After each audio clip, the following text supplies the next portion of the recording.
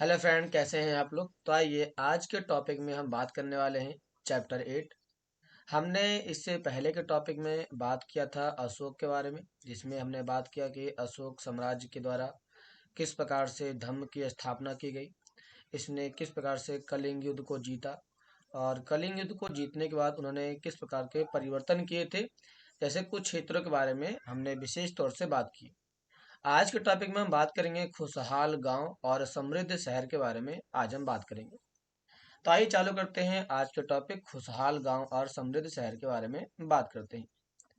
आज के टॉपिक की शुरुआत हमारी होती है लोहे के औजार और खेती से होती है। तो यहाँ पे कहा जाता है ना कि लोहे का प्रयोग आज एक आम बात है। जैसे कि आज के टाइम में देखा जाए तो हर चीज आपको लोहे से बनी हुई मिल जाती है। लेकिन आज से बहुत साल पहले, लगभग 3000 साल पहले, 3000 साल पहले क्या लोगों ने लोहे का प्रयोग किया होगा? नहीं। लोगों ने प्राचीन टाइम में लकड़ी का इस्तेमाल किया। इसके साथ साथ देखा जाए तो उन्होंने हड्डी का इस्तेमाल किया और देखा जाए तो उन्होंने पत्थर का इस्तेमाल किया था।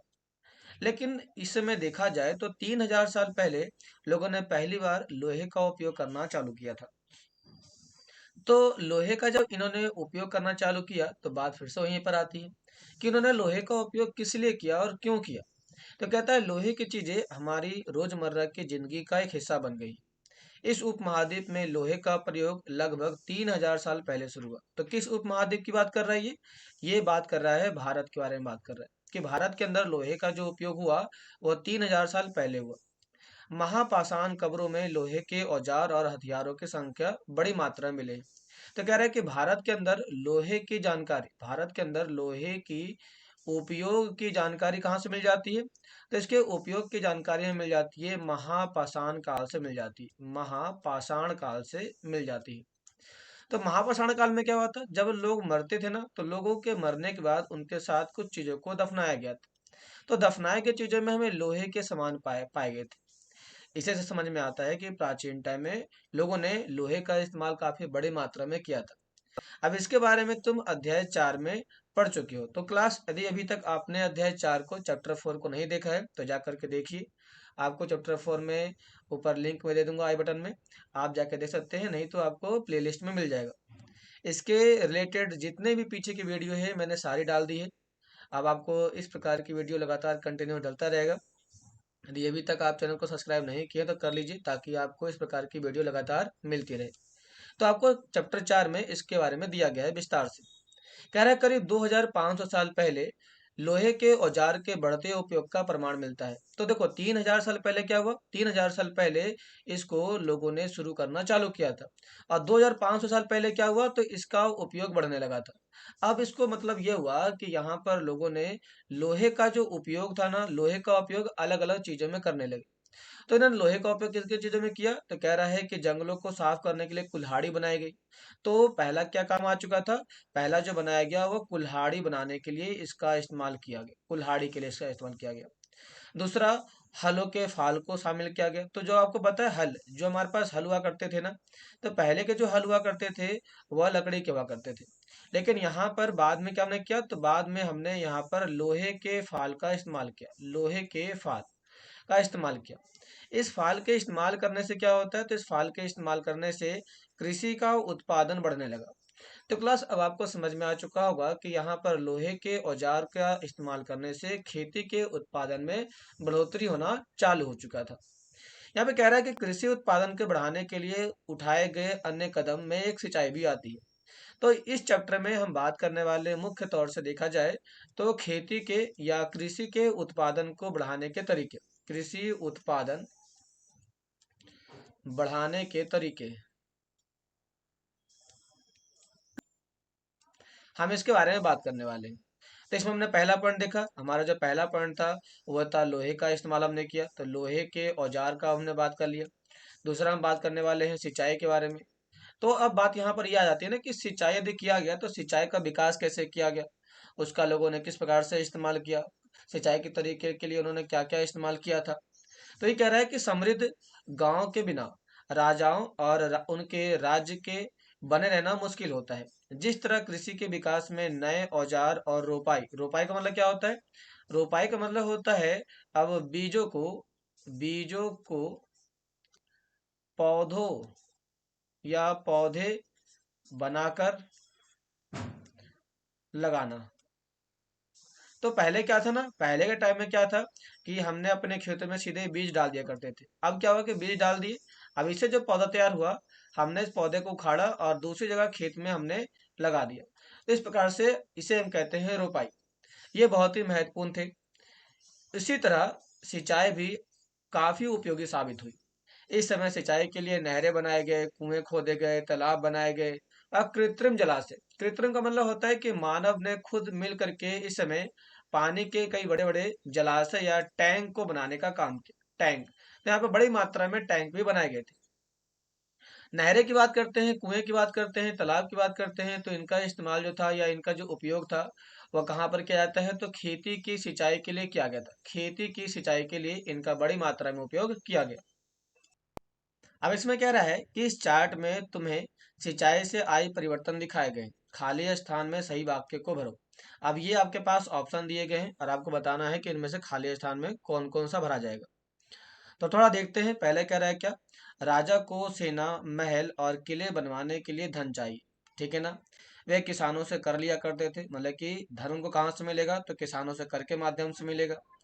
अब किसानों को यदि कर के माध्यम से मिलेगा तो इसके लिए ये लोग क्या करेंगे, तो इसके लिए आपको पता है कि फिर राजाओं ने सिंचाई की योजना बनाई और धन खर्च किए। तो यहाँ पर आप लगा सकते हैं इसके बारे में। तीसरा पॉइंट आप लगा सकते हैं, क्योंकि जब राजा यहाँ पर सिंचाई की व्यवस्था करेगा नहीं तो फिर यहाँ पर उत्पादन हो नहीं पाएगा। जब उत्पादन हो नहीं पाएगा तो राजा को कर मिल नहीं पाएगा। इसीलिए यहाँ पर राजाओं ने सिंचाई की योजना बनाई और धन खर्च किए। यहाँ पर फिर कहता है क्या, ये सिंचाई से ही संभव था, ताकि यहाँ पर सिंचाई होगा और अधिक उत्पादन होगा। फिर आप कह सकते हो कि किसानों को लाभ मिला क्योंकि अब उत्पादन की अनिश्चितता खत्म हो चुकी थी। तो ये लास्ट पॉइंट में कर सकते हैं, तो ये आप 9 नंबर पर डाल सकते हैं। यहाँ कह सकते हैं कि सिंचाई जब ज्यादा होगी तो क्या होगा इससे, तो कह रहा है इससे कर अदा करने के लिए किसानों का उत्पादन बढ़ना। तो यहाँ पर किसानों का उत्पादन बढ़ने लगा था इसके कारण से। इससे क्या होगा, तो लोगों के द्वारा परिश्रम किया गया, लोगों ने काफी ज्यादा परिश्रम किया यहाँ पर छठे पॉइंट पर। तो लोगों ने फिर किया, तो कृषि का उत्पादन बढ़ चुका था, राजस्व भी बढ़ चुका था और अंत में लोगों ने लोगों ने यहाँ पर किसानों का लाभ मिला क्योंकि अब उत्पादन की अनिश्चितता घट चुकी थी। क्योंकि अब लोग एक बार यदि खेत करेंगे, खेती में काम करेंगे, तो उनसे उत्पादन इतना होगा कि वो उत्पादन वो राजा को कर के तौर पे दे भी पाएंगे और कुछ वो अपने पास भी रख पाएंगे। तो इसके कारण उनको जो समस्या हुआ करती थी वो समस्या अब यहाँ पर खत्म हो जाती है। कह रहा है गांव में कौन रहते थे। अब कह रहा है ना कि यहाँ पे गांव के अंदर कौन से लोग रहा करते होंगे।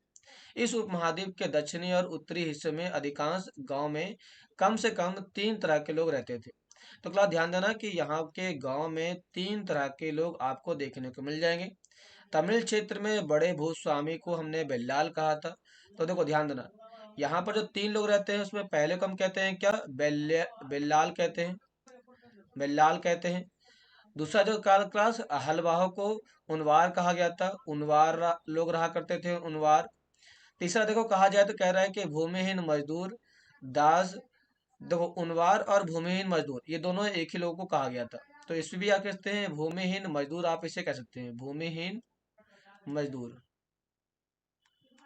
जो तीसरा पॉइंट था वो था यहाँ पर कैडिसियार, जिसे अधिमई भी कहा गया था। कैडिसियार और अडिमई, तो आप सीधे कह सकते हो अधिमई। तो ये लोग यहाँ पर समाज में रहा करते थे। लेकिन एक चीज ध्यान देना कि ये लोग जो बात कर रहे हैं वह 3 लोग कहाँ के हैं, तो वो लोग दक्षिण भारत के देखने को मिल जाते हैं। तो यहाँ पे लिखा भी गया है कि दास, कैडिसियार और अधिमई भी इन्हें कहा गया था। देश के उत्तरी हिस्से में गांव का प्रधान व्यक्ति ग्राम भोजक कहलाता था। तो गांव का जो हेड था, जैसे कि आज के टाइम में हम उसे कहते हैं क्या, मुखिया कहते हैं। तो जो मुखिया था ना पहले के टाइम में, वह मुखिया ग्राम का प्रधान भोजक कहलाता था। अक्सर एक ही परिवार के लोग इस पद पर कई पीढ़ियों तक बने रहे, जिसे हम कहते हैं क्या, जिसे हम कहते हैं वंशावली कहते हैं या हायरार्की सिस्टम कहते हैं। कहता है कि यानी कि ये पद अनुवांशिक था। ग्राम भोजक के पद पर आमतौर पर गांव का सबसे बड़ा भूस्वामी ही आया करता था। तो ग्राम भोजक कौन होगा, जो सबसे बड़ा भूस्वामी होगा वही इसके पद पर आएगा, जिसके पास ज्यादा मात्रा में लैंड फॉर्म होगा वही आएगा। साधारणतः इनकी जमीन पर इनके दास और मजदूर काम करते थे। इसके अतिरिक्त प्रभावशाली होने के कारण प्रायः राजा भी कर वसूलने का काम इन्हीं से सौंप दिया करते थे। तो ये जो भूस्वामी थे ना, इन लोगों को अधिकार मिला था, इन लोगों को अधिकार दिया गया था राजा के द्वारा। किसका अधिकार? तो कर को वसूलने का अधिकार दिया गया था। अब यही लोग कर को किसानों से वसूलने का काम किया करते थे काफी बड़ी मात्रा में। कहता है कि ये न्यायाधीश और कभी कभी पुलिस का भी काम किया करते थे। तो भूस्वामी को यहाँ पर तीन टाइप के काम दिए गए। पहला था कर को वसूलने का काम था, दूसरा न्यायाधीश का काम था, न्यायाधीश का काम, तो जस्टिस सुनाने का भी काम इनको दिया गया था, और कभी कभी ये पुलिस का भी काम किया करते थे। तो इस प्रकार से इन्हें तीन प्रकार के काम दिए गए थे। कह रहे कि ग्राम भोजकों के अलावा अन्य स्वतंत्र कृषक, स्वतंत्र का मतलब होता है कि यहाँ के अंदर कुछ इंडिपेंडेंस फार्मर भी रहा करते थे। इंडिपेंडेंस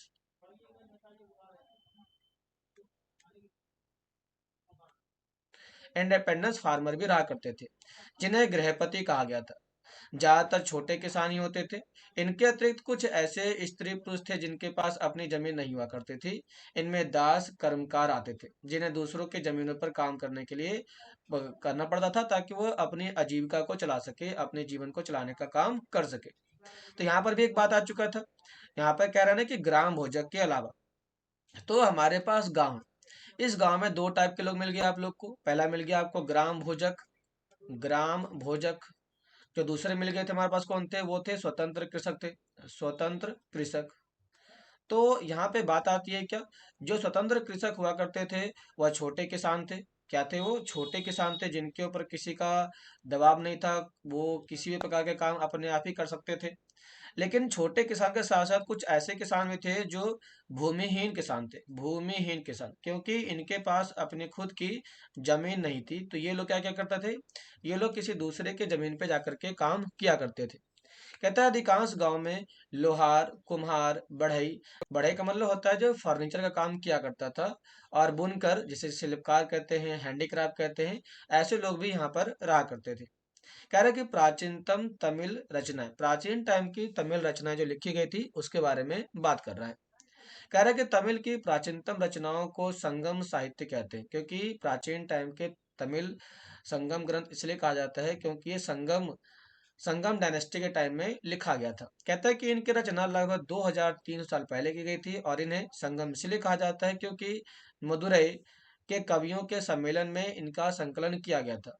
तो गांव में रहने वाले जिन तमिल नामों का उल्लेख यहाँ किया गया है वे संगम साहित्य में किए गए हैं। मतलब ये हुआ कि तमिल के अंदर जितने भी हमने ग्रंथों को लिखने का काम किया है, तो ग्रंथों को, किताबों को, जो भी लिखा गया है, इन किताबों को हमने संगम संगम ग्रंथ में या संगम साहित्य में लिखने का काम किया है। कहता है नगर क्या कहती है कहानियां, यात्रा विवरण, मूर्ति कलाएं और पुरातत्व के बारे में आइए बात करते हैं। तो कह रहा है कि तुमने जातक के बारे में सुना होगा। ये वो कहानियां हैं जो आम लोगों के प्रचलित थी, क्योंकि ये लोगों के बीच में काफी बड़ी मात्रा में फैली हुई थी। बौद्ध वृक्षों का संकलन इसमें किया गया था। यहाँ एक जातक कथा दी गई है। इसमें ये बताया गया है कि एक निर्धन किस तरह से धीरे धीरे वो धनी बन जाता है, क्योंकि यहाँ पर किसी को धनी बनने के लिए यहाँ पे काफी बड़ी मात्रा में धन थे, पैसे थे, संप्रदाय थी, उसके बाद बड़ी मात्रा में धन दौलत था। तो इस प्रकार से वो एक बहुत ही बड़ा आदमी बन जाता है। कैसे, आइए देखते हैं। यहाँ कह रहा है कि एक निर्धन की चतुराई। कह रहा है कि एक शहर में एक गरीब युवक रहा करता था। उसके पास मरे चूहे के अलावा कुछ नहीं था। उसने उस चूहे को एक सिक्के में एक भोजनालय वाले बिल्ली के लिए बेच दिया। फिर एक दिन बड़ी चोरी बड़ी जोर सी आंधी आई। राजा का बगीचा टूटी टहनियों और पत्तों से भर गया था। उनका माली इसे साफ करने की बात से परेशान हो उठा। युवक ने मालिक को कहा कि अगर लड़कियां और पत्ते उसे मिल जाए सॉरी लकड़ियां और पत्ते उसे यदि मिल जाए तो वह बगीचे की सफाई कर सकता है। माली तुरंत मान गया। युवक के पास खेल रहे बच्चों को यह कहकर इकट्ठा कर लिया, और प्रत्येक टहनी और पत्ते के बदले में उन्हें एक एक मिठाई मिलती थी। देखते ही देखते उसने बगीचे में एक एक तिनका चुन करके गेट के पास इकट्ठा कर दिया। तभी उधर से राजा का कुम्हार बर्तन को पकाने के लिए ईंधन की तलाश में गुजर रहा था। उसने पूरे ढेर को खरीद लिया। इस युवक के पास कुछ और पैसे हो गए। तब उस युवक ने एक और योजना बनाई। एक बड़े बर्तन में पानी भर करके वह नगर के द्वार पर आ गया, और वहां उसने घास काटने वाले 500 लोगों को पानी पिलाया। खुश होकर के उन लोगों ने कहा, तुमने हमारे लिए इतना काम किया है, बताओ अब हम तुम्हारे लिए क्या कर सकते हैं। उसने कहा कि मैं आपको ये बात बताऊंगा जब मुझे आपकी सहायता की जरूरत होगी। उसके बाद उसने एक व्यापारी से दोस्ती की। एक दिन उसे व्यापारी ने बताया, एक कल एक घोड़े का व्यापारी 500 घोड़ों के साथ शहर में आ रहा है। यह सुनकर के उस युवक ने उस घास काटने वालों के पास जाकर के कहा, कृपया तुम सब एक एक घास का गट्ठर मुझे दो और अपने घास तब तक मत बेचो जब तक मेरी ना बिक जाए। उन्होंने उसे घास के 500 गट्ठर दे दिए। जब घोड़े के व्यापारी को कहीं भी घास ना मिला तो उसने इस युवक को घास का 1000 सिक्के में बेच दिया। इस कहानी में बताया गया कि इस कहानी में आए व्यक्तियों के व्यवसाय की सूचना बनाओ। तो प्रत्येक के लिए यह तय किया गया कि वह शहरों में, गांव में और शहर तथा गांव दोनों में ही वो रहा करते थे। घोड़े का व्यापारी शहर में क्या करने आया था? यह क्या महिलाएं कहानी में बताए व्यवसाय को अपना सकते थे? उत्तर के कारणों के बारे में सुनिए या फिर बताइए। तो ये जो ऊपर पूरा कहानी बताया गया, ये पूरी की पूरी कहानी एक्चुअल एक्चुअल में देखा जाए तो ये बताना चाहता है कि एक जो व्यक्ति है वो किस प्रकार से अपने पैसे का या अपने मेहनत का और अपने दिमाग का इस्तेमाल करके एक धनवान बन जाता है, इसके बारे में बात करता है। तो यहीं पे कहा जा रहा है कि एक व्यक्ति को धनवान बनने के लिए जरूरी है कि वो अपने स्किल का, अपनी योजना का अच्छे तरीके से क्रियान्वयन करे। कह रहा है कि प्राचीन नगरों में जीवन के बारे में हमें कुछ अन्य स्रोतों से भी पता चलता है। शहरों, गांव या फिर जंगलों के जीवन से जुड़ी हुई घटनाओं को मूर्तिकार कलात्मक ढंग से उकेरते हैं। इन मूर्तियों को ऐसे इमारतों की रेलिंग, खंभों, प्रवेश द्वार पर सजाया गया जहां लोग आते जाते थे। जैसे कि आपने देखा होगा, कई सारे मंदिरों में गए होंगे आप लोग। तो मंदिर में आप क्या देखते हैं? मंदिरों में जो आपका पिलर रहता है, इस पिलर के ऊपर किसी न किसी मूर्ति का, किसी न किसी मंदिर के आर्किटेक्चर को दिखाया जाता है, भगवान को दिखाया जाता है। इसे समझ में आता है कि लोगों ने प्राचीन टाइम में इस प्रकार की चीजों को बनाना काम चालू किया होगा। कह रहा है कि हड़प्पा के जल निकास व्यवस्था से ये कैसे अलग है? दिल्ली में मिला ब्लैक कूप। जो दिल्ली में इस प्रकार के पानी की संरचना देखने को मिल जाती है, ये हड़प्पा के सभ्यता से किस प्रकार से अलग है, आपको बताना है। तो आपको मैंने हड़प्पा वाला चैप्टर पढ़ा रखा है, चैप्टर 4, तो आप चैप्टर 4 को जाकर के देख सकते हैं और आप फिर इसको दोनों को कंपेयर कर सकते हैं। अध्याय 5 में वर्णित अनेक शहर महाजनपदों की राजधानी थी। तो क्लास आप इसके लिए चैप्टर 5 जाकर के पढ़ सकते हैं। चैप्टर 5 में मैंने आपको बता रखा है कि जनपद, महाजनपद किसे कहते हैं, जनपदों का विकास किस लिए किया गया, महाजनपद का विकास किस लिए किया गया, उनका शासन किसके द्वारा किया गया था। ऐसे कई सारी चीजें मैंने आपको उसके अंदर बता रखी है। कह रहा जैसा कि तुमने पढ़ा, इनमें से कुछ शहर परकोटे से घिरे हुए थे। परकोटे का मतलब क्या होता है? परकोटे का मतलब होता है कि मिट्टी या फिर कुछ ऐसे किलो से घिरे हुआ करते थे। जैसा कि तुमने ऊपर के चित्रों में देख रहे हो, अनेक शहरों में ब्लैककूप मिले हैं। ये ब्लैककूप गुसल खाने, नालियाँ, कूड़ेदान के लिए प्रयुक्त हुआ करते थे। तो ब्लैककूप का जो इस्तेमाल था यहाँ पर देखा जाए तो वो कूड़ेदान के लिए किया गया था, कूड़ेदान के लिए किया गया था। जो भी हम शहर का कूड़ा होता है उसे एक जगह इकट्ठा करने के लिए इसका बड़े स्तर पर इस्तेमाल किया गया। प्राय ये ब्लैककूप लोगों के घरों में हुआ करते थे और लोगों ने इसका इस्तेमाल अपने कूड़ों को डालने के लिए किया गया था। कहता है महलों, बाजारों, आराम घरों के अवशेष बहुत कम मिले हैं। संभवतः लकड़ी, मिट्टी और कच्ची मिट्टी या छप्पर के बने होने के कारण ये ज्यादा समय तक टिक नहीं पाए। मतलब कह रहा है कि प्राचीन टाइम में हमें घर तो मिले हैं, घर के बारे में जानकारी भी मिली है, लेकिन जानकारी जो है ना वो किस लिए पूरी नहीं हो पाती है? क्योंकि वो मिट्टी की बनी हुई थी, मिट्टी की बनी हुई थी, घास की बनी हुई थी, घास फूस के बने होने के कारण हमें उसकी पूरी जानकारी नहीं मिल पाती है। भविष्य में पुरातत्वविद इनकी खोज कर सकते हैं। प्राचीन शहरों के बारे में वहां गए नाविकों और यात्रियों के विवरण के द्वारा भी पता चलता है। तो यहाँ पे क्लास कह रहा है कि हमें प्राचीन समय की जानकारी किन किन चीजों से प्राप्त होती है। तो पहला तो कह रहा है कि यहाँ पर पाए गए अवशेषों के माध्यम से प्राप्त हो रहा है, पाए गए अवशेषों के माध्यम से। दूसरा हमारे पास कह रहा है कि यहाँ पर यात्राओं के माध्यम से, तो यात्राओं के द्वारा जो हमें वृतांत मिलते हैं उन वृतांतों के माध्यम से पाए गए, जिसे हम कहते हैं बायोग्राफी कहते हैं, बायोग्राफी कहते हैं। तो जब कोई लोग आते हैं, जैसे कि इब्न बतूता आया था यहाँ पर, जब इब्न बतूता आता है तो इब्न बतूता ने अपनी किताब लिखी, इसका नाम था रिहला। तो रिहला में बताया है कि भारत के लोग किस प्रकार से थे, किस प्रकार से उन्होंने यहाँ के बारे में बताने का काम किया था। कहता है कि जिन जिन पत्नों पर वह गया उन सभी के बारे में उसने लिखा। मानचित्र 7 में आप भरूच ढूंढो और उसके द्वारा दिए गए वर्णन को पढ़ो। तो मानचित्र 7 की लिए हम बात करते हैं तो देखते हैं कि मानचित्र 7 इसमें दिया गया है या दिया गया नहीं है। शायद आपको इसमें नहीं मिलेगा मानचित्र के बारे में, क्योंकि ये चैप्टर आपका जो था वो पीछे वाला चैप्टर था, तो वो आपको इसमें देखने को नहीं मिलेगा। ठीक है ना। तो कह रहा है क्या 105 पर आपको देखना है। आप इसके लिए हमारा पिछला चैप्टर देख सकते हैं, वहां पर आपको ये चैप्टर मिल जाएगा आसानी से। मैंने को बताया था कि आहत सिक्के क्या होते हैं। आहत सिक्के को कहते हैं ढलवा सिक्का भी कहा जाता है, जिससे ढाला गया था। इस सिक्के का इस्तेमाल मौर्य या अशोक के टाइम में किया गया था। अशोक के टाइम में इसका जो उपयोग था वह सैनिकों को वेतन देने के लिए किया गया था। सैनिकों को वेतन देने के लिए इसका इस्तेमाल किया गया था बड़ी मात्रा में। आइए बात करते हैं सिक्कों के बारे में। तो सिक्कों के बारे में आपको 82 पेज पर दी गई कहानी तुमने देखा कि किस तरह सिक्कों के आधार पर संपत्ति का मूल्यांकन किया गया। संपत्ति मतलब होता है प्रॉपर्टी का, किस प्रकार से इन्होंने मूल्यांकन किया था। कहता है कि पुरातत्वविदों के इस युग के हजारों सिक्के मिले हैं। सबसे पुराने आहत सिक्के थे। आहत आहत सिक्के कैसे कहते हैं, जो ढाला जाता है उसे कहते हैं आहत सिक्के, जो करीब 500 साल चले थे। इन चित्रों इसके चित्र नीचे दिए गए हैं। चांदी और सोने के सिक्के पर विभिन्न प्रकार की आकृतियों को आहत का मतलब तो है ढाल करके बनाए जाने के कारण इन्हें आहत सिक्का भी कहा जाता है। जैसे कि आप यहाँ पे देख रहे हैं कि कुछ राजाओं के कुछ साइन यहाँ पे दिए गए हैं, किस राज्य के बारे में, उनके राज्य के कुछ महत्वपूर्ण चीजों के बारे में बताया गया है। तो इसके बारे में जो बताया गया है वो बताना चाहता है कि इस प्रकार से सिक्कों का जो इस्तेमाल किया गया वो किसके लिए किया गया होगा। कह रहा है कि आहत सिक्के सामान्यतः आयताकार और कभी कभी ये वर्गाकार और गोलाकार हुआ करते थे। इसका मतलब ये हुआ कि यहाँ के जो सिक्के थे वो कुछ इस टाइप के थे, कुछ इस टाइप के थे। तो यहाँ पर आपको इस प्रकार के और कुछ हमें इस प्रकार के सिक्के भी देखने को मिल जाते हैं। यहाँ पे कह रहा है कि ये या तो धातु के चादर को काट कर बनाया गया था या धातु के चपटे गोलियों से बनाया गया था। इन सिक्कों पर कुछ लिखा हुआ नहीं था, बल्कि इन पर कुछ चिन्ह ठप्पे से बनाए गए थे। ठप्पा मतलब क्या होता है, छापना या मोहर मारना। इसीलिए ये आहत सिक्के कहलाए गए थे। ये सिक्के उपमहाद्वीप के लगभग अधिकांश हिस्सों में पाए गए थे और ईसा की आरंभिक सदियों तक ये प्रचलन में रहे थे, क्योंकि ये लगभग 500 सालों तक इसको प्रचलन में लोगों ने लाने का काम किया था। यहाँ पे कह रहा है कि नगर अनेक गतिविधियों के केंद्र थे। वास्तव में सही है, क्योंकि नगरों के माध्यम से हमने यहाँ पर व्यापार किया था, तो व्यापार के लिए भी ये काम कर जाता है। यहाँ पर हमने शिल्पकार का काम किया था, शिल्पकार के लिए यहाँ पे जरूरत पड़ जाती है। और भी देखा जाए तो यहाँ पर विभिन्न प्रकार के प्रशासनिक काम किए थे। प्रशासनिक का मतलब होता है यहाँ पर कि हम देख रेख करेंगे और यहाँ पर रूल ऑफ लॉ को इम्प्लीमेंट करेंगे। तो कहता है कि अक्सर कई महत्वपूर्ण कारणों से महत्वपूर्ण हो जाते हैं, जैसे कि मथुरा।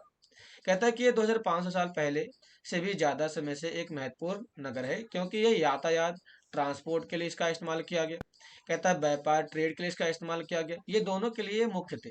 अब मथुरा ऐसा मुख्य इसलिए था क्योंकि ये कहाँ में बसा हुआ था, तो ये आपका यमुना नदी के किनारे बसा हुआ है। तो यमुना नदी के किनारे बसा होने के कारण यहाँ से यातायात किया गया, ट्रांसपोर्ट किया गया और ट्रेड किया गया बड़ी मात्रा में।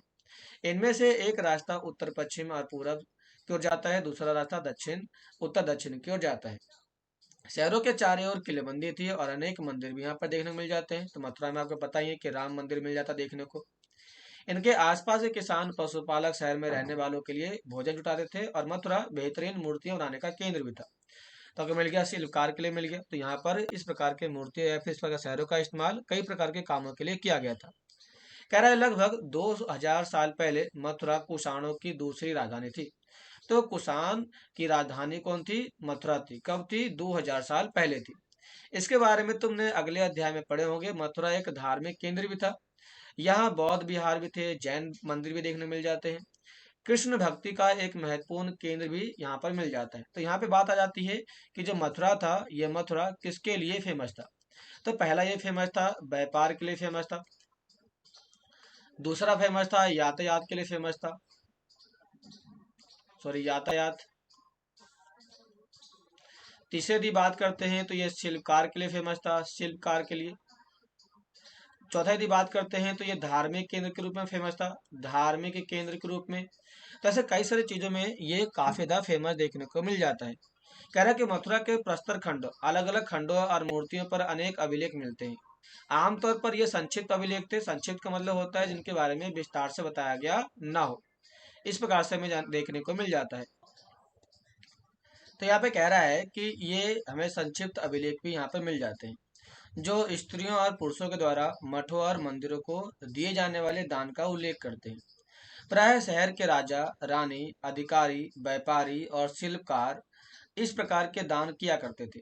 अब आपको पता है कि यहाँ पर जो भी लोग दान को दिया करते थे, दान को देने के लिए वह दो तरीके से दान दिया करते थे। या तो वो यहाँ पर दान अनाज के रूप में दिया करते थे, या फिर वो यहाँ पर दान धन के रूप में दिया करते थे। कह रहा है कि उदाहरण के लिए देखा जाए तो मथुरा के अभिलेख में सुनारों, लोहारों, बुनकरों, टोकरी बुनने वालों, माला बनाने वाले और इत्र बनाने वालों का उल्लेख मिल जाता है।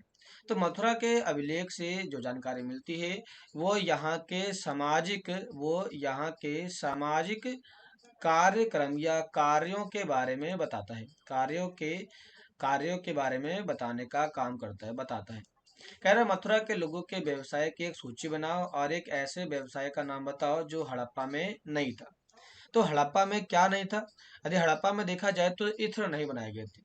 हड़प्पा के अंदर इत्र कहीं भी नहीं बनाया गया था, तो इत्र की जानकारी हमें वहां से नहीं मिल जाती है।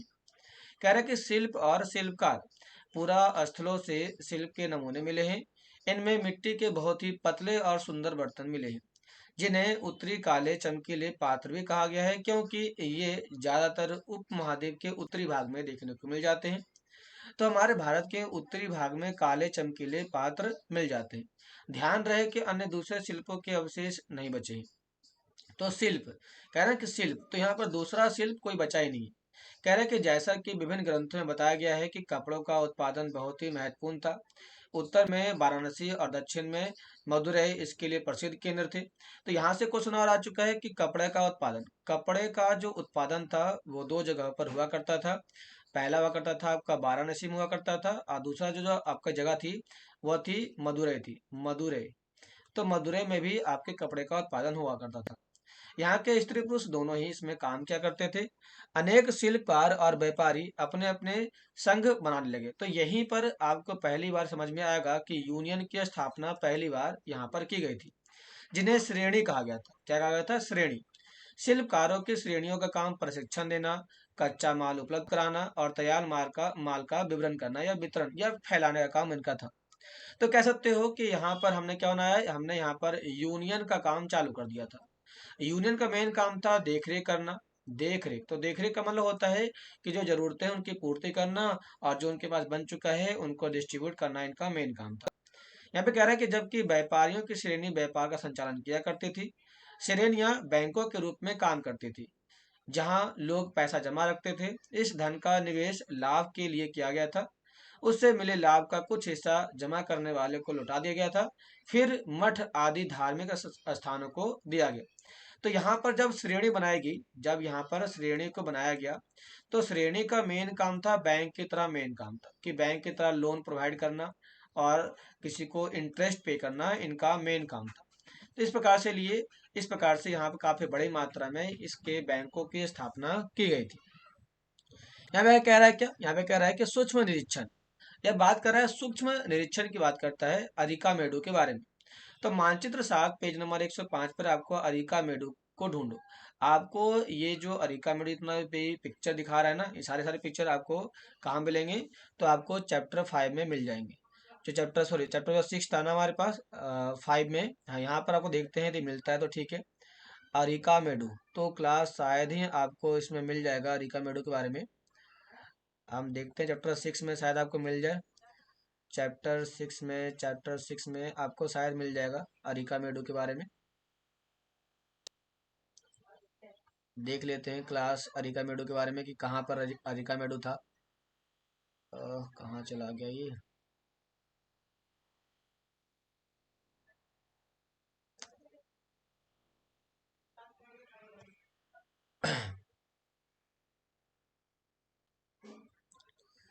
क्या देखो ये रहा आपका, यहाँ पर कुछ आपके जगह के नाम दिए गए हैं।